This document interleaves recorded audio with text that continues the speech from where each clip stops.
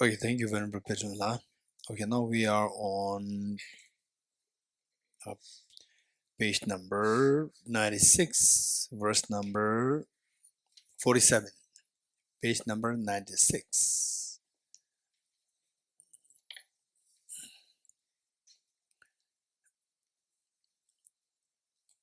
Page number 96, verse number 47.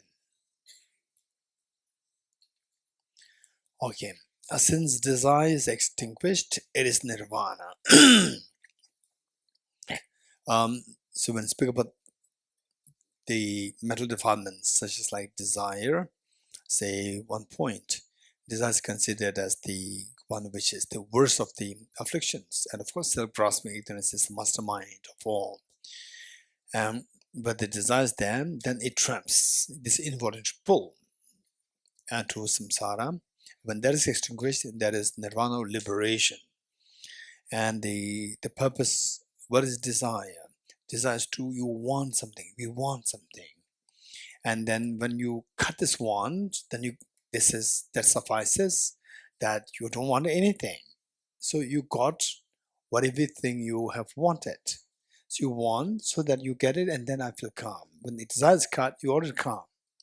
So that is liberation. This is a very profound understanding, and see that that of course all this we see that intelligence is required. The real dharma, for the real dharma, the intelligence is required to activate the intelligence. It doesn't mean that, oh, I'm not intelligent, so these are for intelligent people. No, don't underestimate yourself. You have the Buddha nature. Your intelligence can be activated. So you have to create the situation where the intelligence is activated. Like attending these retreats, where we have interaction. It's not just one teacher just saying something and then you just receive, where your mind is so, so passively listening. Whereas you interact, your mind is thinking. This is how your intelligence grows. And intelligent people, they succeed in the practice very quickly if they practice. Okay, since desire is extinguished, it is nirvana. This is the meaning of liberation. So they say, what is paya, you've accomplished everything, because that you have no more desire. So eradication desire is the ultimate accomplishment. That is what you are seeking. That is liberation. You don't have any desire anymore. Hatred and ignorance are extinguished too in this liberation. When the desire is not there, hatred meaning anger. So here the three poisons: attachment, anger, and ignorance.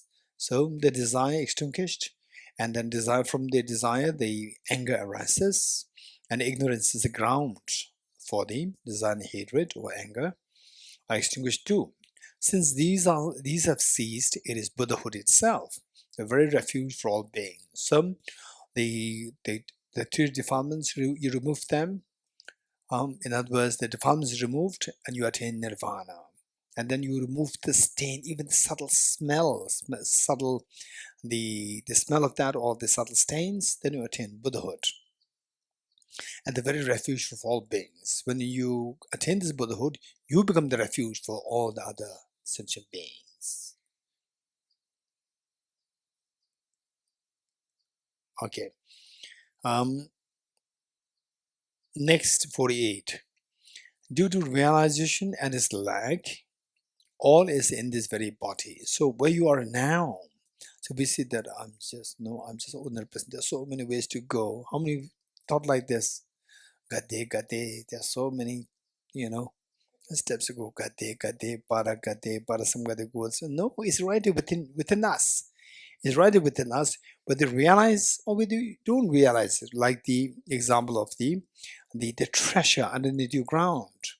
And you may live in a very simple hut, and then it can hardly protect you from the wind, rain, and the sun. And then you feel that you're very poor, you're a beggar. But underneath the ground, there's a huge treasure in the end.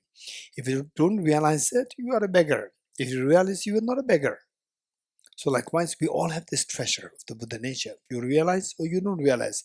Realize, oh, I have a Buddha nature. No, this is not the meaning of realization. You see that on two levels: on the conventional level, on the ultimate level. On the conventional level, that your mind, if all the mental forms are removed, like then the very clean water manifests, our mind manifests as a very clean water, very clean, so pure, without fear, without anger, without attachment, without mental defilement, so full of joy. This is on the conventional level. Then on ultimate level, objectively, there's nothing there. Objectively, the reality is inexpressible. Just feel that you will be liberated. So these two things, that is the meaning of the realization. Not the, I have the Buddha nature because he said it, Arya Nagarjuna's text said it. This is not the meaning of realization. This is just the bringing you there, and then you realize it by study, reflection, meditation. Okay. Due to realization of the Buddha nature or lack of the realization, the reality is that the perfection is already within your own body. All is in this very body. Through our own conceptions, we're bound. Through our conceptions, we create the dream, and the dream binds us. Dream binds us. We're getting it. This analogy is so important. One time, during what is known as the Mind and Life Conference. How many of you know about it? Mind and Life Conference. Yes, this is something which is extremely historic, which His Holiness started in collaboration with the neuroscientists, philosophers, then psychologists, physicists. Okay.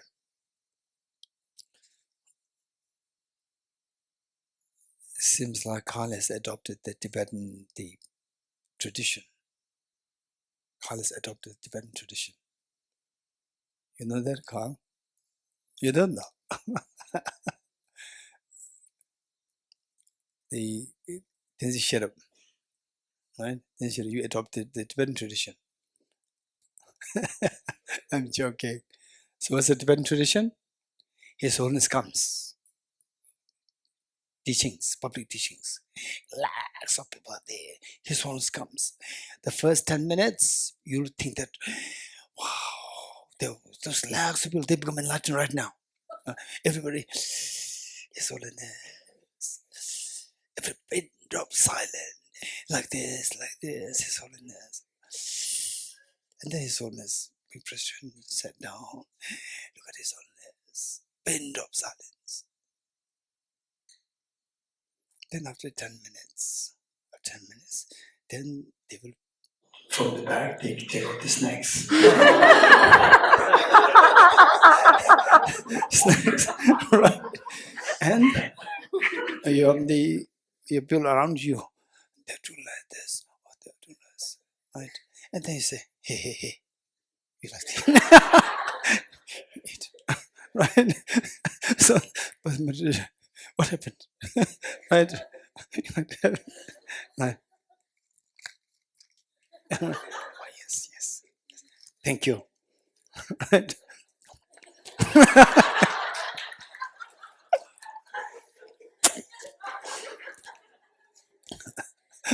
Okay, I'm joking.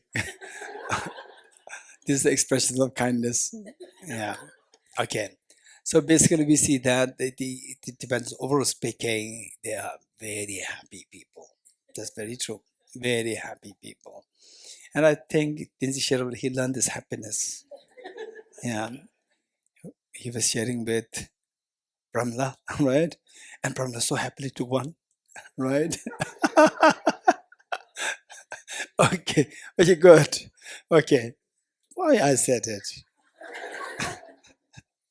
Why? Due to realization and its lack. All is in this very body.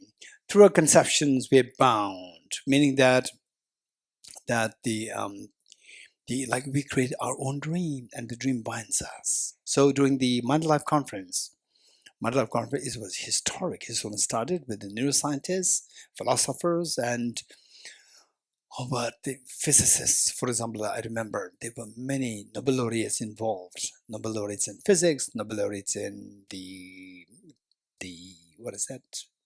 Yeah, we call it physiology or medicine. These two are same. And physicist, for example, Professor Anton Zelenka, he received the Nobel Prize in 2022. He is a physicist. And and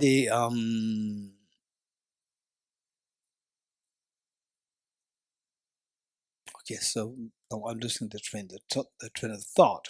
So on the Mind Life, why I shared Mind Life, I don't remember too well now. Okay, yes. In one of these the Mind Life conferences that was early in 1990s. Many of you not born. 1990s, not born. Not born. Okay. So many of you are not born. And then there was one, I think, a philosopher. I don't remember it. I was just like 20 or 21. And then there was one lady philosopher or psychologist. I don't know. And it was 30 years ago. Then she shared something. This is amazing. What is taught here? She beautifully put it in the form of one metaphor. What she said was that in the presence of His Holiness there, and all the scientists were there. So what she said was that, so what is this world? Whatever this world is happening, it's just like illusion. And she said that, and yet we think them as so real. So how she gave the metaphor of the dream. Say,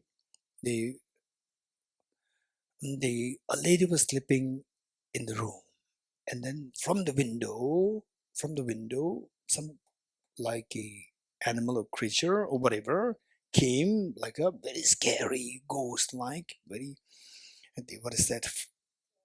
Hairy claws come, right? And she was so scared. And then this creature said that, hey, now what should I do? You have made me. You have created me. Now what should I do? It was her own dream. And this actually is a dream, because it's a dream.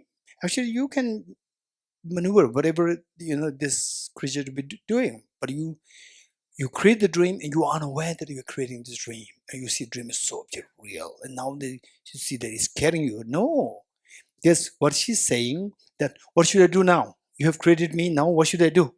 This is like, you have created me, it is your mental projection. Now you over created me, what should I do? What is next? You're getting it? So this says, do you understand it? Okay, Claire, tell me, what do you understand? I've imagined a creature coming in, and now I have to figure out what this creature would do to me. Exactly, yes. So why should you be afraid, right? So whatever that creature is not a creature, it's a mental creation. You're getting it? Your mental creation. Why should you be scared? And she's so scared. So this has a message that you created it, you are unaware that you're creating it, you have fear, and in actuality it is your mental creation. So that is demonstrated by the creature creating the scenario, that the creature is telling you what next to do. You're getting it? Which means that you have created me, now you have to give in the order, what should I do? Right? It means your mental creation. You're getting it? Okay. So with this in mind, through our conceptions, our own conceptions, we create them. We mentally just project things which are real, and we forgot that these are mental projections. So we see them as real, and we are being bound by this. But when knowing our nature, when we truly know that this is all projection of my own mind, you objectively, there's nothing to be described as this or that. You are freed. Okay. So it is like, let's say that one example that I give is that the role play. Okay, anybody who likes to explain what is role play? Role play. Anybody who Michael, will explain what is role play? Pretend to be someone else? Yes, just elaborate more. Say more. What is that is right?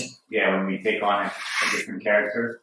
The other person takes on a different character that's not his own, and we live it as if it were us. Okay, anyone else who likes to make it a little clearer? Ivana, did you ever do role play games?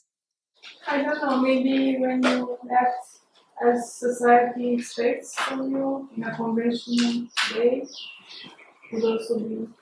Yes. Okay, anyone, quick. It's like in a theater or a movie. It's like in Theater or in a movie, the actor and the actors take on another role. Yes. Perfect. In other words, when you were small, little girl, little boys, right? Did you play that? Role play? Did you do that? Yes? Okay. Yes. So what is that? Let's say that we are all small children, little boy, little girl, age 4, 5. And boys age 4, 5, girls age 4, 5. We're all little boys and girls. And we said, okay, we have now 1 hour break. 1 hour break, we will play we will do the role play game. Where, okay, the game of what? The king, ministers, and so forth, right? SK. Okay, who's going to be the king, right? And who? Okay, Tinsherabla, Carl. Tinsherabla is going to be the king, right? Then Carl is going to be Tinsherabla is going to be king. And who is going to be the minister? I need one minister. Quick. Hey, unanimously. Okay, diskidla. No, you don't want. You don't want. No, it doesn't matter. You don't want. You don't want to be minister. Yes. So minister, we have tax minister. Tax minister is diskidla is a tax minister. So she's looking for assistant. Anyone who wants an assistant? Okay. Mikhail. So Mikhail is going to be I do not appoint him. We do not appoint him. He is a volunteer, right? Tax minister, deputy tax minister. And the king, Tinsherabla said that, hey, tax minister, discreetly, you have to collect the tax. We are all small children, and we have your lunch tiffins with you. Yes? Hey, Ichan, lunch tiffin, you know that. You took it many times. Bumega. Yes, lunch tiffins. With the lunch, you have a small chocolate also. And then discreetly said that, okay, so I got the order from the Highness King, Sherab Kala, that for our kingdom to be strong, we should collect tax. So I asked Mikhail to collect the tax from all the subjects. And Mikhail said, hey, now this order coming from our tax minister, right? Which would in turn got order from the king. So we all have to pay tax. All your chocolates will go on the table. All your chocolates will come here, right? That's a tax, right? And some naughty people, right? Say like, okay, who naughty? Okay, let's say, okay. And Joel said that, no, this chocolate is mine. My mom sent it to me, right? Everybody will go there and said you have to follow the government rule. You're getting it? You have to follow the order of His Highness King and the tax ministers. Everybody will snatch his chocolate and give it to Mikhail, right? And then Mikhail, what he does, all the chocolates came on his table. From the 5 chocolates go into his pocket, right? And the rest he gives to Upper tax minister, senior tax minister. Right? And the senior tax minister, right? 10 chocolates go into her pocket, right? And the remaining chocolates will go to His Highness King, Tinsherabla, right? Tinsherabla. Okay. And then Tinsherabla's mother, we are all small children. Boys and girls, little boys and girls, age 4, 5. And Tinsherabla's mother said, hey, call Tinsherab, come. You have homework to do. all of us will say that, how dare you disrespect our king, right? How dare you call him Tenzin Sherab without any respect, right? And then, so then the mother, okay, they are into role play, right? The role play, and I have to call him to do homework. So if she wants to come into the game, she has to say, Your Highness King Tinsharala, can I have a word with you? And he will say, okay, what do you have to say? Right? So whereas if she thinks that this is a small children's game, why should I have due respect, to this little boy? Why? Then stay away from the game. Don't come into the game. If you come into the game, follow the rule. You're getting it? Follow the rule. So, and then if the mother, when the mother disrespects the king, we all become so angry, upset with the mother. Yes. So we literally, emotionally, we can become upset. Yes, you agree? Yes. Whereas the mother is not upset.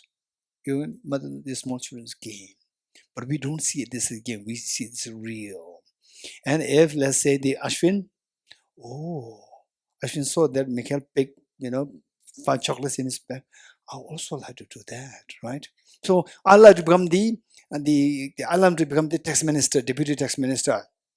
Everybody said that you are not. You're getting it? And people, the jail minister, who is that? Jail minister, who is that? Jail minister, resents. Okay, maybe the Bhumika. Bhumika says, hey, come to jail. Right? So, and everybody agrees. Everybody agrees, right? Whereas if she takes somebody else into jail, everybody says, why? When Ashwin is taken into jail, everybody says, yes, he deserves. So we create the small children, they create the rule in the game, and they are bound by the rules which they created. There's no king, minister, there's no nothing. But we create this convention and we are bound by the convention. How do you know that we are bound by the convention? If you do against the convention, we suffer. And then emotionally you are stirred. This is exactly what is happening in the conventional world. The conventional world is like a small children's game. And we are so trapped. We are so trapped in this, forgetting that these are the conventions. And we see them so real. This is the thing. Okay.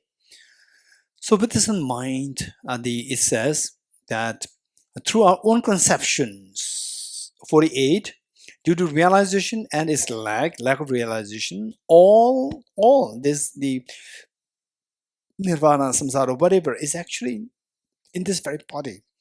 And then how we experience the samsara and how we experience nirvana. The samsara is nothing really outside. Through our own conception or misconception, we create the rules, we create the conventions. And then we see them as, we forgot that these are our own convention. And we are bound by this. This is samsara. But when knowing our nature, when we know that this is just purely convention, they're nothing really from the object, we are freed. Okay, next, 49. Enlightenment, nirvana or Buddhahood, is neither far nor near. And neither does it come nor go. Whether it is seen or not, it is right in the midst of our afflictions. So enlightenment is neither far nor near. Why not far? Not far for those people who see your true nature. Those people who see who discover the true nature, enlightenment is not far away. You can attain very quickly. Whereas it's not near for those people who are bound by the self-grasping ignorance. You're getting it? Who are bound by self-grasping ignorance, nirvana is not near. Nirvana is far away. It says that in Dharmapada, I would highly suggest each one of us to read this, Dhammapada.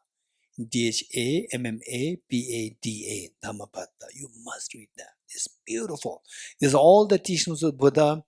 Teachings of Buddha later compiled by one Arhat, Dhammapada. So there it says that long is the night for the sleepless. How many of you were sleepless sometimes and the night is so long? Raise hands. right? Then now it must be early morning. You look at it, still 1 o'clock, 1 p.m. Again, you sleep, no sleep.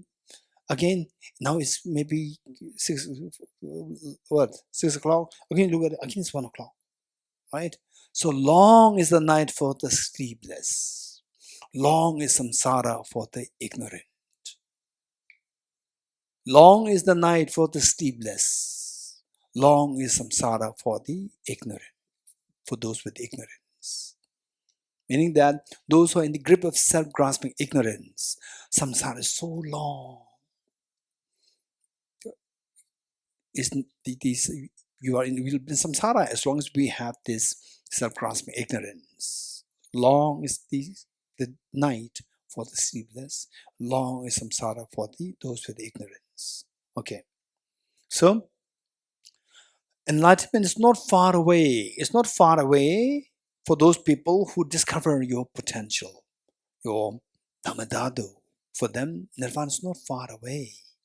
Whereas those people who do not discover the Dharmadhatu, instead see things objectively real, for them nirvana is not near. Enlightenment is neither far nor near, and neither does it come nor go. It's not that I wait for nirvana, somebody gives me the nirvana. No. It's not that you have the nirvana and then it slips from your hand. No. It's right there. It's about whether you discover it or not. Neither does it come nor go. So then, who decides, or what decides, whether it is seen or not, whether this Dharmadhatu is seen or not? If it's seen, nirvana is right there, Buddhahood is right there. If you don't see that, it's far away. It is right in the midst of our afflictions. With afflictions, we don't discover the Buddha energy inside. We have to live with afflictions. That is samsara.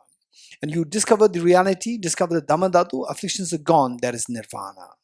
So it is like Mount Kailash. And two groups. Group A looks at with Mount Kailash with the very local, the very murky, low quality goggles. And group B looks at with extremely high quality goggles, crystal clear goggles. And group A looks at it, it's very murky Mount Kailash. Group B looks at it, it's very beautiful Mount Kailash. And group A says that Mount Kailash is said to be so sacred, but what is it, so dirty, murky Mount Kailash, right? And maybe I think may also say that, we'll start Clean Mount Kailash project. She may start a project, Clean Mount Kailash project. And Group B says that, Ajahn, why you're crazy? No need of Clean Mount Kailash. It's already clean. Remove the dirty glass. You remove the dirty goggles and then put on the clean crystal clear glass. You see, it's so beautiful. Wow. You're getting it? So, one group sees this as a very dirty Mount Kailash. Mount Kailash seen as dirty by those with the dirty lens of the mind, that is samsara. Same Mount Kailash seen as so clean in the eyes of the pure goggles, that Mount Kailash is nirvana. So it's the same Mount Kailash, different Mount Kailash. Same Mount Kailash, how you perceive them. It is right there. Buddhi said the Dharmadhatu is right there within us. If you discover it, mental defilements go away. It's so beautiful. Right? It is right there. And if you don't discover it, not discovering itself is affliction. In the afflictions, there is samsara. Okay, so these are all amazing explanations. When will they become so alive and real in us? When you see the emptiness. When you don't see the emptiness, these all remain as beautiful teachings. The moment you see the emptiness, then you see that these teachings are so precious. You don't have to go for enlightenment somewhere else. It's right there within you. Just discover it. Okay. 15. By dwelling the lamp of wisdom, it turns into peace supreme. So the collection of the sutra says, by exploring yourself, you should rest. Discover yourself, your true nature, Dharmadhatu. You can rest in peace. That nothing can affect you. You wake up, discover your reality, you wake up. Nothing in the dream can affect you. Okay. By dwelling the lamp of wisdom, it turns, say, we're in suffering, but you know the reality. The mind which knows the reality is the wisdom. It's not that the wisdom you have to bring from somebody or somewhere else. You discover your true nature. That is the wisdom. The moment that happens, it turns into peace, which is supreme. So that is the true reality. So the collection, all the sutras, they're taught the wisdom of emptiness. By exploring yourself, you should rest. Exploring yourself and see your true nature, and then finally you wake up and you rest, because that nothing in the dream can affect you anymore. Faithful one. Children blessed by tenfold powers. The powers force are like the crescent of the moon. But those beings with afflictions do not see Tathagatas. Okay, 10 powers force. And let's turn to the end note point 113. Just tell me where it is. Page 392, the 10 powers. I'll just, so all these, say the editors, the editors of this book, and they put a lot of effort in these, so these are very helpful. These are not ready-made, available. Editors just look for the sources, put them here, so we can try to use them, make the most of what is here.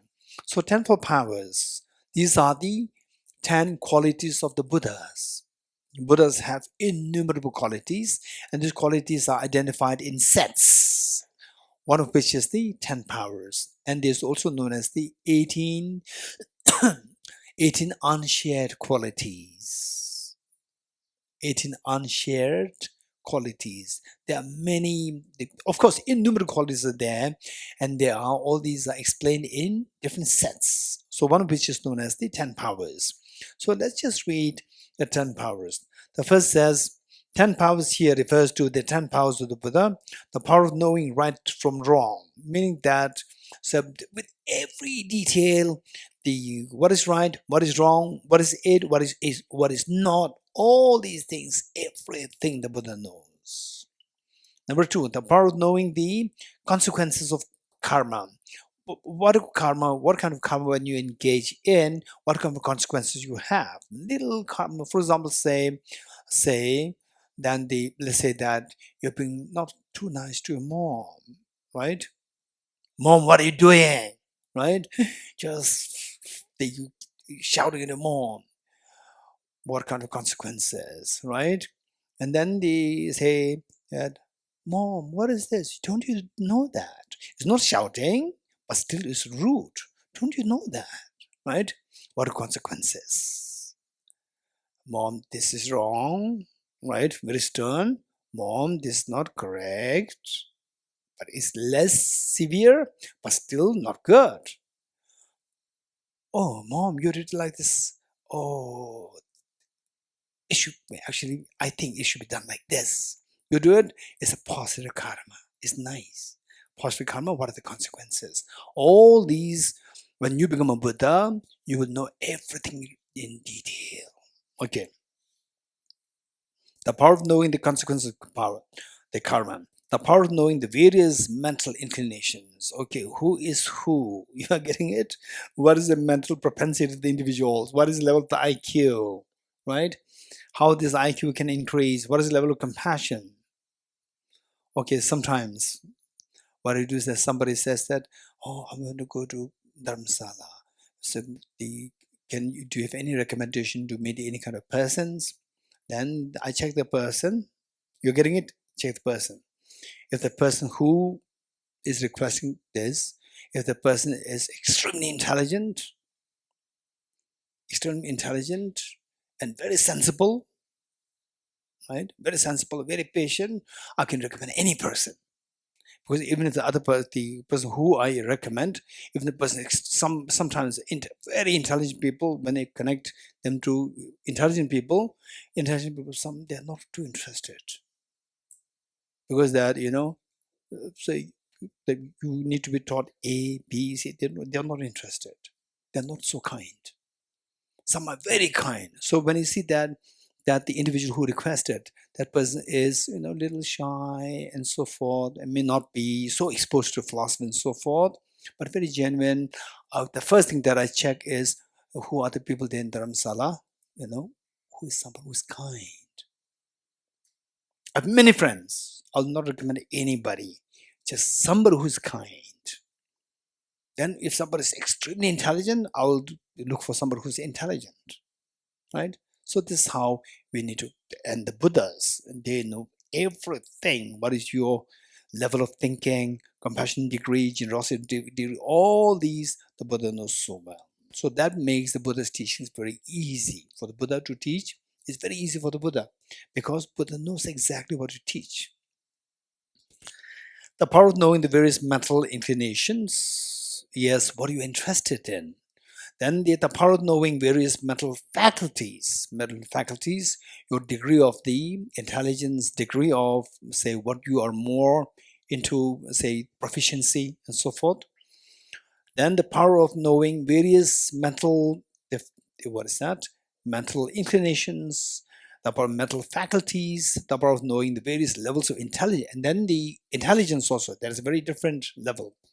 The power of knowing the paths to all goals. Say, if you're seeking this goal, what path you follow? That goal, which path to follow? The power of knowing the number 7. The power of knowing the what ever afflictive and purified phenomena, meaning that what is afflictive, which can harm people, which is the positive, which can take the beings to liberation, purified phenomena. Number 8, the power of knowing past lives. So where you came from, what was your past life? When you become Buddha, you can see them very clearly. And when somebody dies, where the person is going. Number 9, the power of knowing death and birth. So the number 8 is knowing your past lives. Now the number 9 is after death, the future life. Then number 10 is the power of knowing the exhaustion of contamination. What exactly is a state of liberation? Exhaustion meaning freedom from the negative karmas, freedom from the mental defilements. So see what exactly is that? Through their own experience, they know that. Okay. So these are 10 powers. Children blessed by 10 powers force, meaning that children meaning sentient beings. Sentient beings, when they have the privileged or when they're meritorious to be affected by the Buddha's 10 powers. Buddha's 10 powers, they are like the crescent moon. Crescent moon meaning the small tiny moon, right? Small tiny moon, and then it keeps growing. What is that? Waxing moon, right? So the moon starts to, this is known as the waxing. It keeps increasing. So when you meet with the 10 powers, influence of the 10 powers of the Buddhas, then these people, although we are just ordinary beings, we continue to grow in your path, meaning your mental defilements continue to disappear, and your Buddha energy becomes more and more vibrant, like the crescent of the moon. But those beings with afflictions, those who do not meet with these opportunities, or the influence of the Buddhas, or the influence of these teachings, they do not see the Tathagatas. 52. Just the hungry ghosts see the ocean to be dry. Those obscured by ignorance think that Buddhas don't exist. So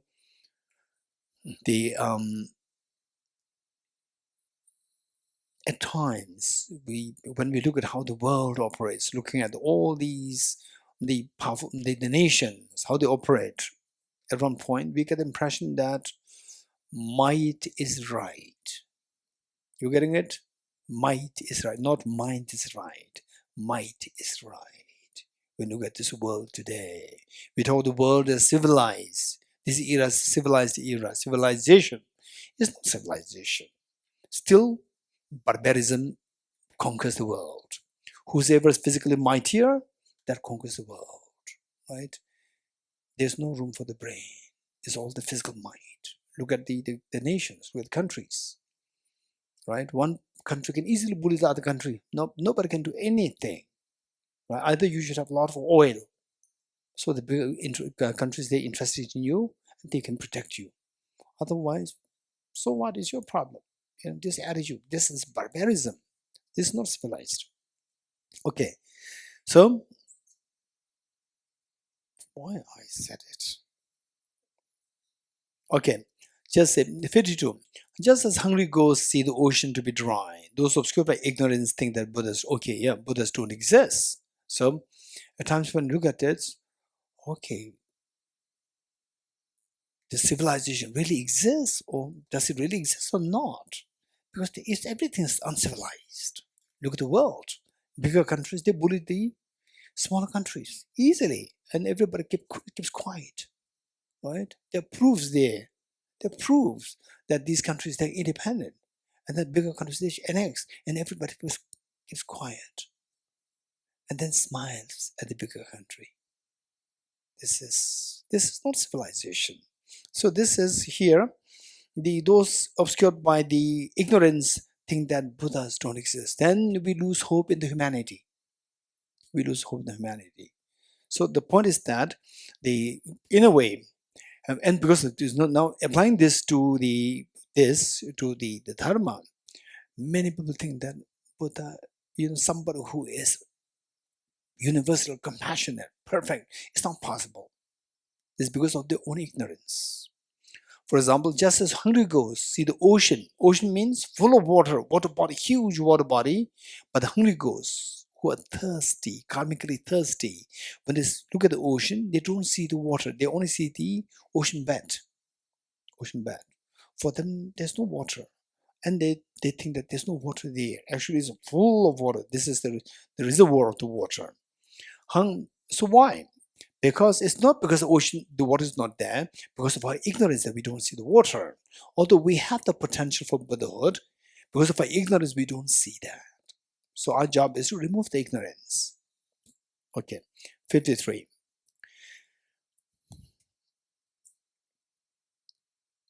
What can the Bhagavan here means the enlightened one, the Buddhas, do for inferiors and those whose merit is low? Okay. This is yes, it's a big message for all of us. Inferiors. Inferior doesn't mean that your Buddha nature is inferior. No. Because that we engage those people who, say for example, let's say that in the same family, children of the same father, one mother, some children, they're extremely gentle, kind, compassionate, responsible, and some extremely rude, cruel, selfish. You agree?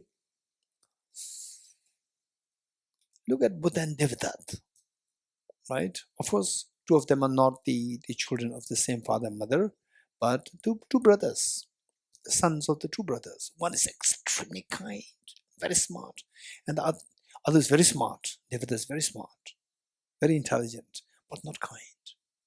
Look at the difference. Children of the two brothers, and with the same father, same mother, still there's such a difference happening.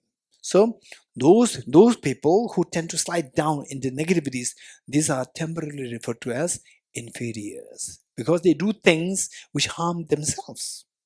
So what can the Buddha do? What can the Bhagavan do for inferiors and those whose merit is low?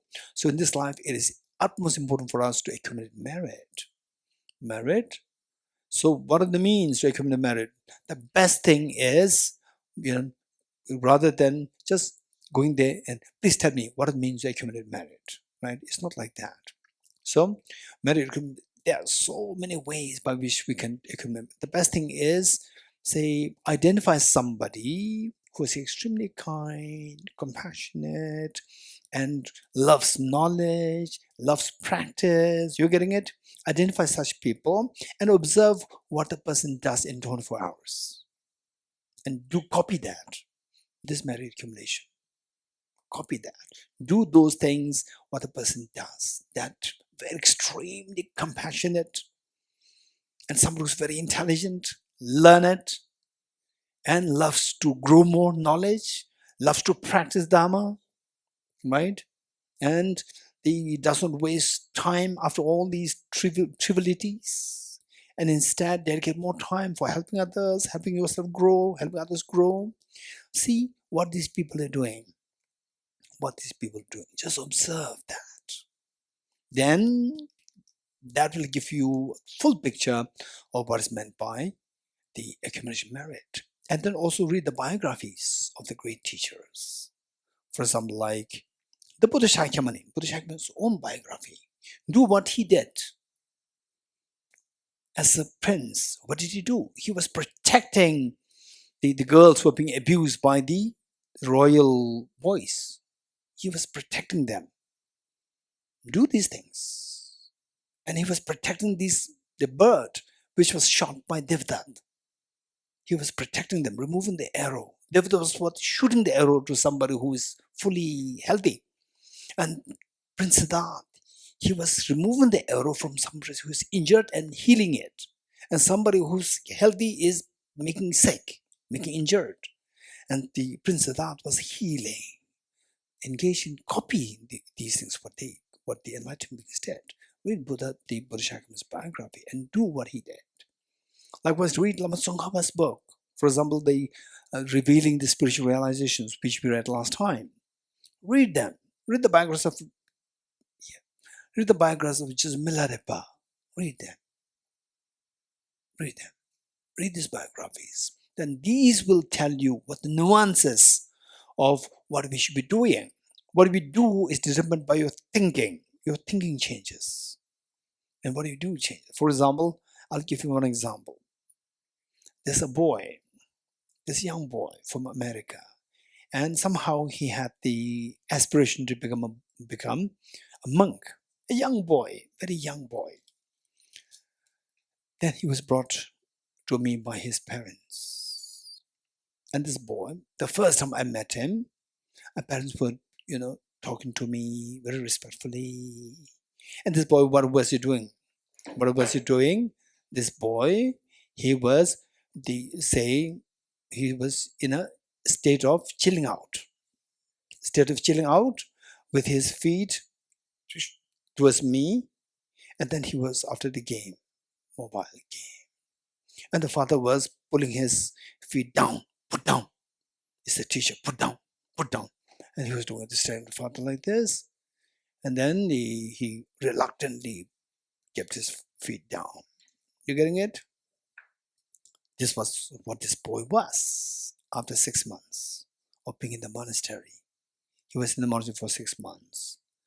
Then, second time, the parents brought him to me. And I was not expecting him. I was expecting him the same boy which I saw when I first met him.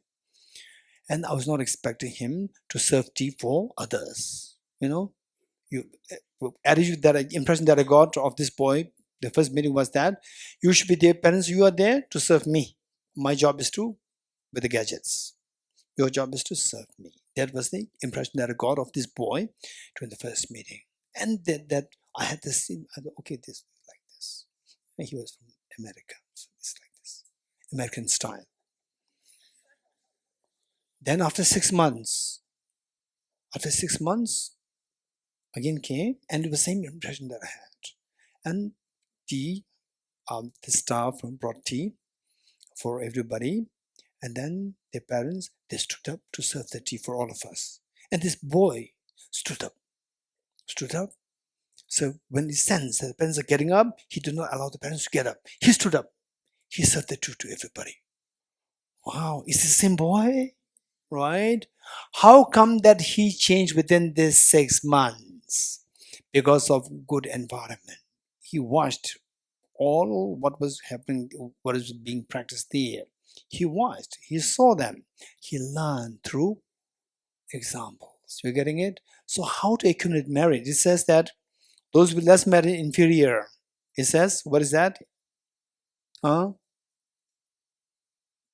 Joel, you want to read? What is it there? Which verse it is? 52.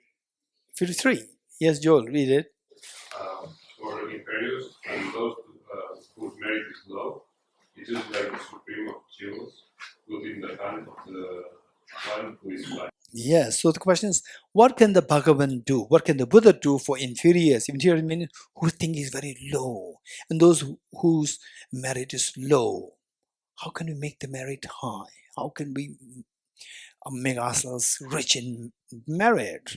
Just learn by mimicking, by examples. How to see the examples? You're getting it? Read the biographies of the great saints, great teachers.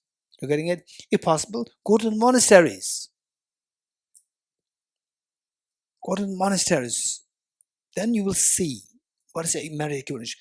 How the people do there and what we do usually is very different. You're getting it? It's very different. For example, like this boy, how he showed me the given impression in the first meeting, and the second meeting, the impression is very opposite. In the second meeting, the sense of concern for others. That I should, not that somebody should serve me, I should serve others. Attitude has changed. This is the meaning of the meritorious accumulation merit. Okay. It is, if we don't have the merit, then what is it like? It's just like the supreme jewel or the Dharmadhatu within you, given in the hand of somebody who's blind, who could not distinguish between what is jewel and what is a rock, what is a stone. You're getting it? So, with those people who have the merit, these two are different, right? In what way these two are different? Please tell me, right? Go to some expert. What's different? Oh, this is gem, this is a stone, right? Oh, then we'll throw the stone, throw the afflictions, and pick up the Dharmadhatu, wisdom of emptiness. Okay, fifth form. But for beings who have acquired merit, if you accumulate merit so much, Buddha dwells before their eyes. They can see the Buddhas, whether in the form of 32 major marks, with the extremely the beautiful the marks of the Buddha shining bright in the luminous and glorious light. So it says that when our mind, mental defilements are removed, karmic karmas are removed to a great extent, then it says that even the image of the Buddhas, they will actually directly appear and talk to you and teach you, give you teachings directly. Even the images, they will teach you. They will just manifest. For example, there is an anecdote of Acharya Chandrakriti. Who's Acharya Chandrakriti? I said this name so many times in this group. Anyone who's Acharya Chandrakriti? Huh? Anyone?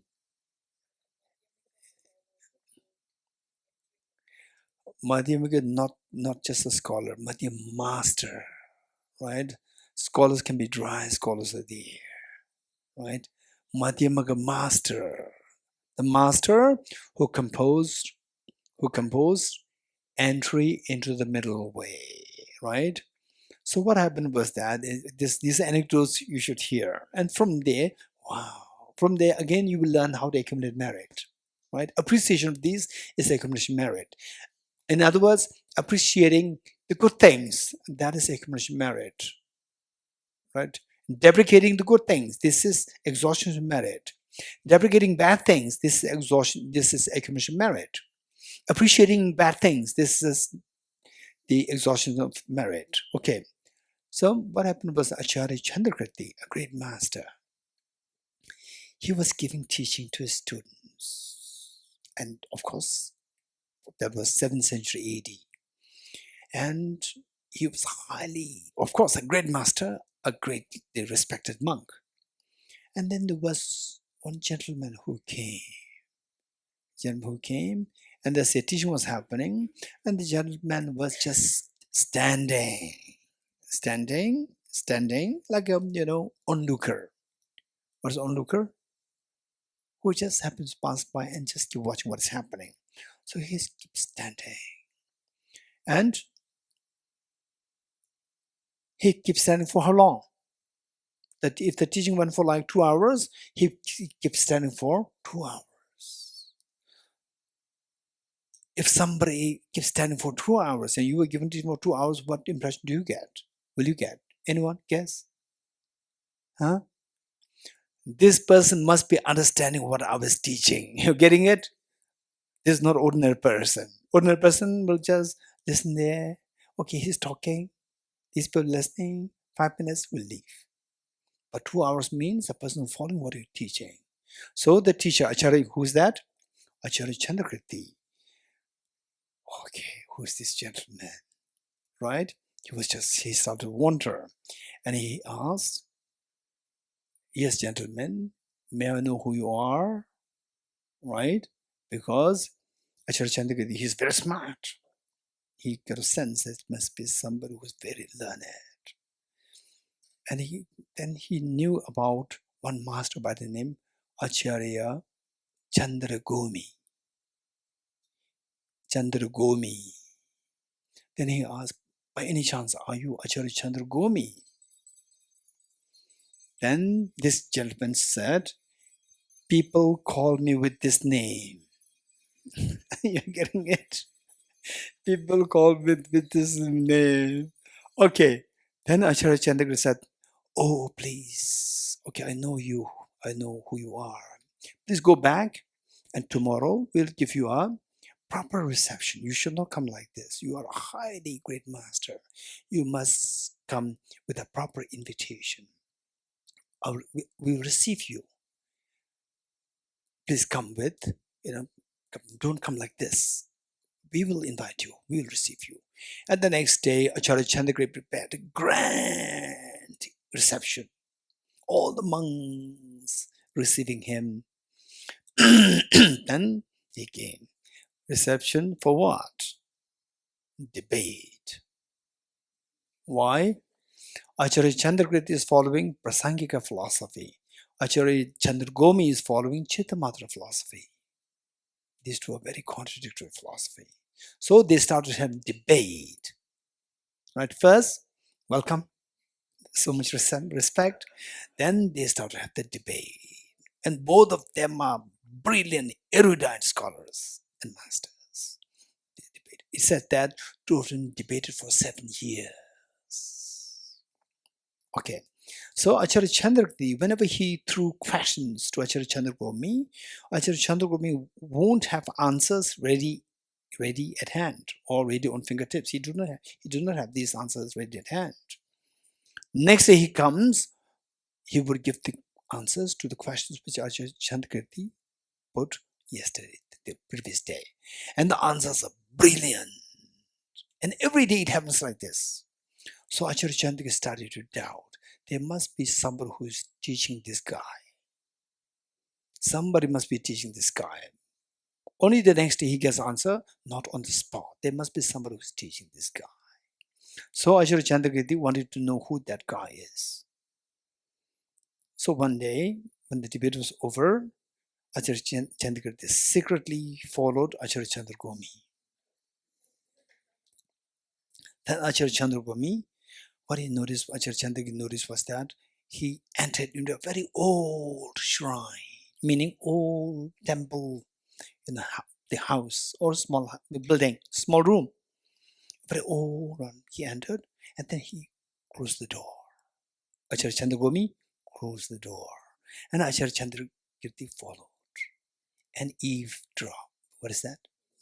Eavesdropping. He started to do that. And he could hear two people discussing.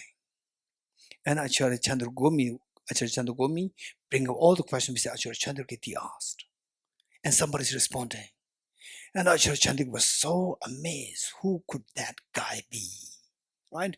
He gave us surprising, he slammed the door, surprisingly, that the guy cannot escape. He slammed the door and Arya Avalokiteshvara. Arya Avalokiteshvara, which was actually a statue in that shrine. That statue was giving the answers, teaching. Arya Avalokiteshvara was giving the answer. And then, because Acharya Chandrakirti gave the surprise, they opened the door, surprise open the door. Arya Avalokiteshvara was pointing his finger like this. He could not pull back. He didn't get time to pull back his finger. It like this and turned into a statue. Right, like this. And turned into a statue. Okay. Then Acharya Chandrakirti complained to Arya Avalokiteshvara that you have an unconditional love towards all the beings. But today is not unconditional, it's conditional. You did not teach me. You only teach this guy. This is unconditional. It's not unconditional. right? Then Avalokiteshvara came back and said that you don't need my help. He needs my help. You're getting it? This amazing anecdote. Okay, why I said that, I don't know. Huh? Yes. Okay, 55. Through the protectors, Rubakaya may remain for many eons to guide those in need of guidance. It is just that Dhatu that is different. Say, when somebody becomes a Buddha, when you become a Buddha, you manifest yourself in different emanations. Rubakaya meaning the Rubakaya means form body of the Buddha. You can assume many different forms simultaneously. You can emanate like 1,000 trillions of emanations and give teachings, guidance, helps to many people. Although these emanations are so diverse in nature, but the source is Dharmadhatu. Source, there's no difference. Though the protector meaning the Buddha's Rupakaya, form body, may remain for many eons to guide those in need of guidance in diverse forms, but it's just this Dhatu, this Dharmadhatu, which manifests in the form of different forms, is actually the same Dharmadhatu. Okay, we'll stop here.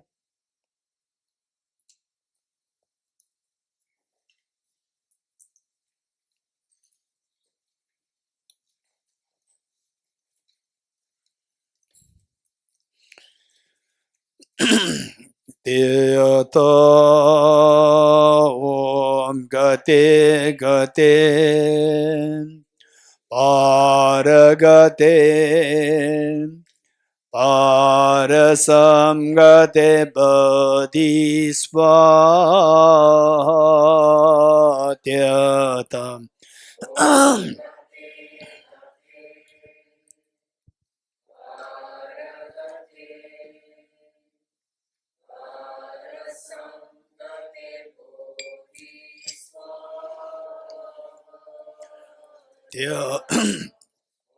Gate Paragate Parasamgate Bodhisvaha.